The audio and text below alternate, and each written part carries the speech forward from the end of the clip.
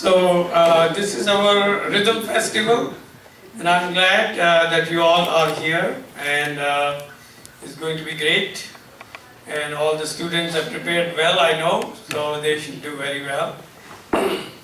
So as is our tradition, we are creating a new, almost new way of learning and playing. So I wanted to give you a little bit background of two things. One is a little bit about my journey through tabla, so that you understand, and also sangat, how do you do accompaniment. So those two topics I want to cover quickly, and then we get right into the performance. So I started learning when I was very, very young. Primarily the way it happens in India, that you are from a musical family. So all my uncles used to play and do something in music, either vocal or violin or sitar and things like that. So as a kid we used to hang around. So I think that hanging around when the music is going on is very important. I see those two kids right there. Hanging around with us is going to play a big role later on in the life. What happens is subliminally things go into your brain. And that's where we develop this ear of understanding good music, learning. And so that's where I gravitated towards tabla. So my uncle saw that in me and said, okay, I'm going to bring. So he went to Calcutta for some trip and he brought a small tabla player. I was 9 years old. So I started playing that, and then he sent me to one of his very good friends, Kiran Deshpande. He's a very renowned tabla teacher in India, in Jabalpur. I was in Jabalpur that time. So we learned in Bhatkhande Sangeet Mahavidyalaya. So that was 9, 10, 11, 12, I was about 12 years old. Then we moved to another place close to Allahabad. So I went to Allahabad, Banaras Gharana. And that's where I was able to take, those days you could take classes. So I did Visharad and Prabhakar in tabla, which is equivalent to bachelor's and master's. By the time I was 14 years old, I was already graduate. And I could probably take a teaching job in a school and teach tabla. So I think that enabled me to be an employable person at the age of 14. Wow. So I think that's really very fascinating. And then we moved to Indore, which is a very big tabla gharana, Indore gharana. Which is known for two things, Amir Khan and Jahangir Khan. So those were brought in to Holkar, which is the Holkar state in Indore, as one of the Maratha states, because there are 4 Maratha states and this is one of them. Sindhiyas, Gaikwads, Holkars and Bhosles. So in Indore, those days the great artists were given a funding, just like we get funding today, the government funding. So they were given the state funding by the Maharajas, and they were brought in to create gharanas under their name. So Indore Gharana was brought in by Amir Khan and Jahangir Khan. So Amir Khan was a great vocalist. We all know Amir Khan's style, which is known as Indore Gharana style. But Jahangir Khan was a granddaddy of tabla teaching. He came from Lucknow and other places and Calcutta initially. But then he established Indore Gharana, and under that Sheikh Dawood and a lot of these other people learned from him. So when he moved to Indore, he had 3 disciples. One of them was Sharad Khargonkar, the direct disciple, and I was a student of him. So it's the lineage coming out of Lucknow, Banaras, and also if you look at Sheikh Dawood, who was the teacher of Kiran Deshpande, who was my teacher. So they all come from this lineage of tablas which come from long, long time. And the other lineage that started in Banaras was with Kante Maharaj and Kishan Maharaj and Shamta Prasad.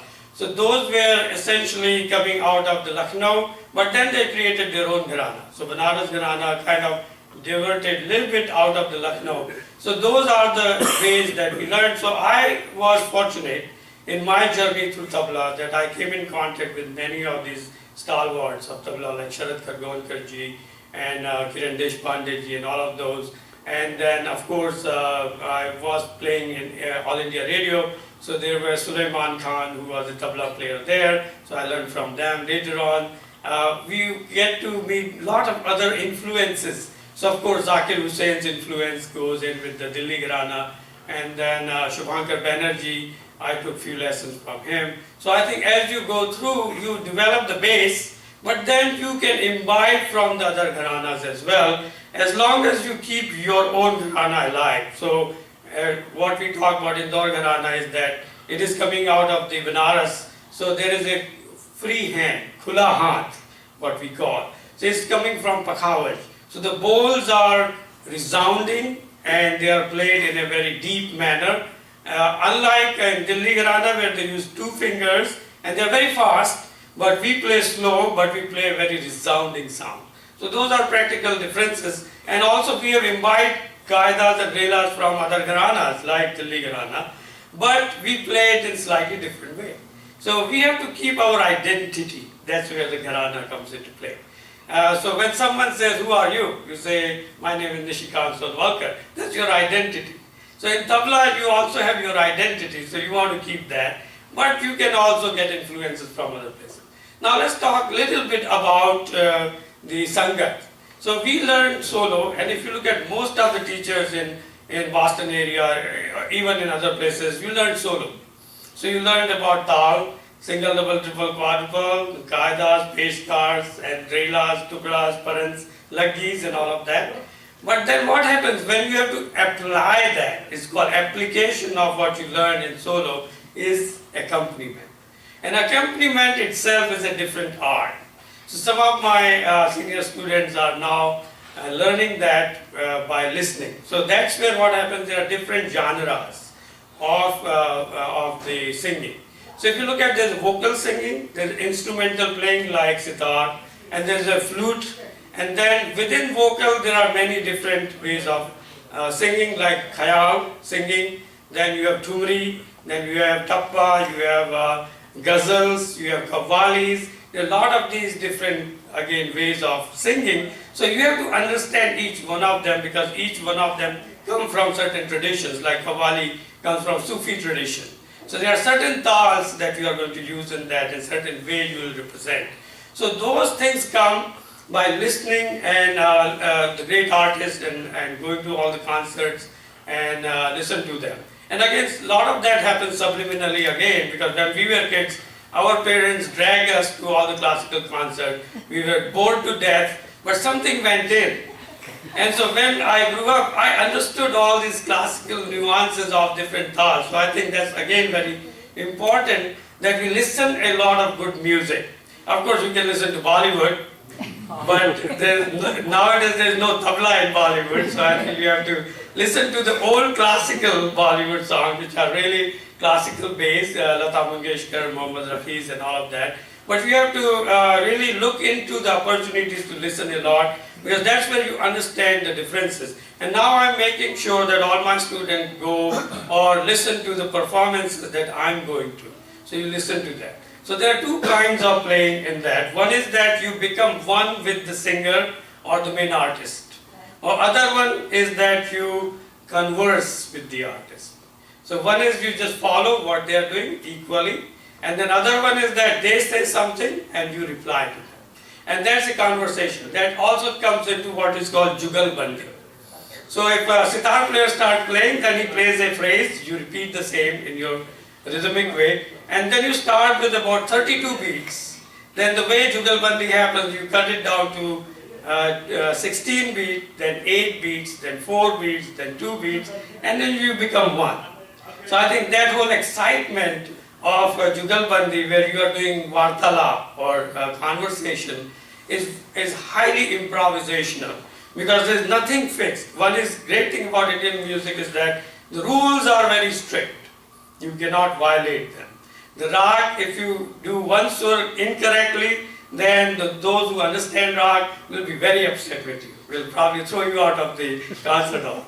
But within those strict rules of tal, which is the rhythmic cycle, and the rag, which is the scale in which you are going to sing, there's enormous amount of flexibility or improvisation. So what happens when I play with sitar, they are throwing some new phrase, and I have to come up with a qaida or come up with a composition in the same pattern. So when he's doing triplets, I cannot do quadruplets. When he's doing quintuplets, I cannot do doubles. So you have to listen very carefully and then you have to follow them. But at the same time, there is no time for you to write down your qaida, prepare it, and then look at it, and then... So there is nothing written music in Indian classical. The rules are set, and within that rules, we are very much know how to do things. So when I meet with a great artist like if you look at Pandit Jasraj or any one of them, we never practice as much, maybe one line or two lines. Then we go on to the concert. The rules are very well defined. So when he starts, I know exactly what patterns he is expecting. And that's where I think this whole idea about accompaniment is way more than playing solo. Today, in the first half, we are going to do the solos because my students have been preparing, and I think we will listen to the traditional solo model where they will first present single, double, triple, quadruples and recite the tal, which is very important, on your hand, and then present some of the composition which they will introduce themselves. The second half after that, and there are 4 groups who is going to perform solo. After that we have Indrani Mukherjee and we have Sagar Taide, who are going to, Sagar is a harmonium player and also a singer, so he's going to do some light classical, and Indrani ji will do some serious classical, and then we may also ask some of the Mathur sisters to come in at the very, very end as a icing on the top, right? Okay, so let's get going. Thank you for all you coming in. Let's start, and we'll start with Mr. Banka, who's going to come and tell us what he's going to play, and then we'll begin the concert. Now, he has been only learning for 1 semester, and he's brave enough to take the time.